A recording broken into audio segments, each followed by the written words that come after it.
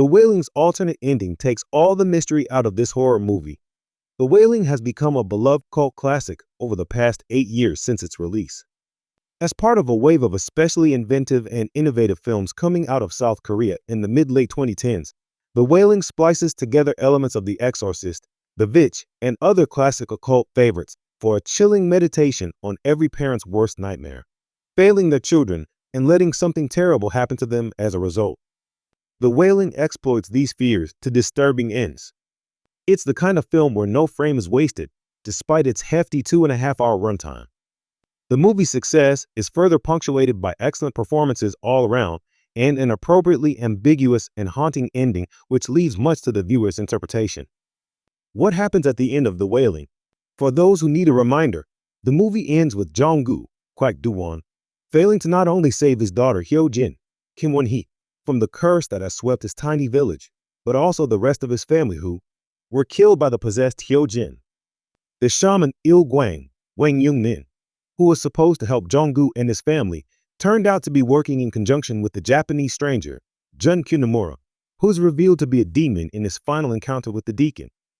Jong-gu's ultimate failure is putting his faith in Il-gwang instead of listening to the spirit woman in white. The most tragic aspect of the story is that Jong-gu does exactly what most parents would do.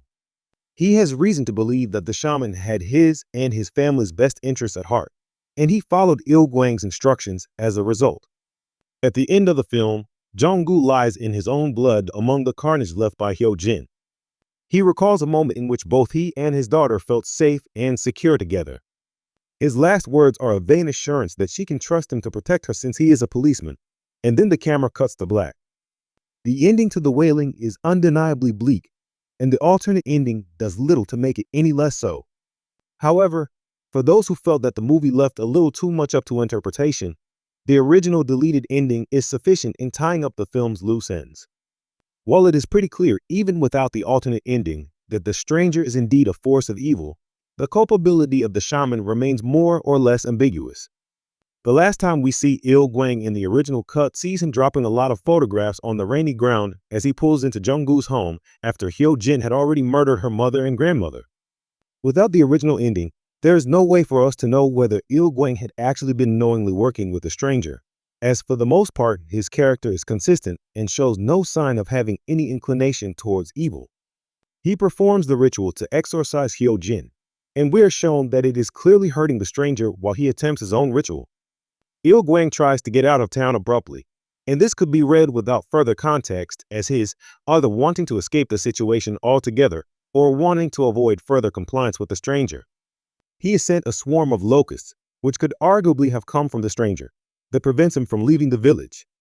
Perhaps Il-gwang had been promised something in exchange for misleading Jong-gu and his family. There is definitely an element of selling one's soul to the devil when it comes to the character of the shaman, and the deleted ending only reinforces the idea that Il-gwang was working with the stranger